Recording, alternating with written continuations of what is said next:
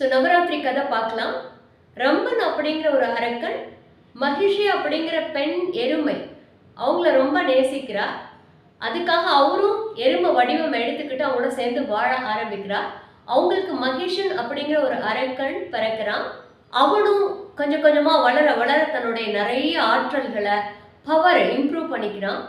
அக்னி பகவானை நோக்கி தபஸ் பண்ணி ஒரு பெண்ணால தவிர வேற யாருனாலே தனக்கு மரணம் வரக்கூடாது அப்படின்னு அவன் வரம் வாங்கிக்கிறான்.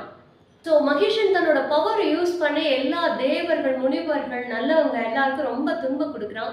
அவன் கொடுக்குற துன்பம் தாங்க முடியாம தேவர்கள் எல்லாம் போய் எங்களோட லோக்கத்துல நிம்மதியா வாழ்றதுக்கு விடலை, ரொம்ப எங்க போனாலும் துரத்தி துரத்தி அடிக்கிறான், எங்களை காப்பாத்துங்க அப்படின்னு சொல்லி தாயார்கிட்ட போய் முறையிடுறாங்க.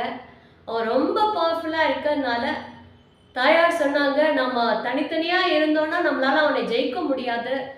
அதனால முப்பெரும் தேவியர்கள் மும்மூர்த்திகள் எல்லாருடைய ஸ்பெஷலைஸ்ட் எனர்ஜி பவர் எல்லாம் சேர்ந்து 33 கோடி தேவர்களுடைய பவர் எல்லாம் ஒன்று சேர்ந்து திரண்டு எழுந்து ஒரு மகாசக்தியா உருவாகி துர்கையா வெளிப்படுறாங்க.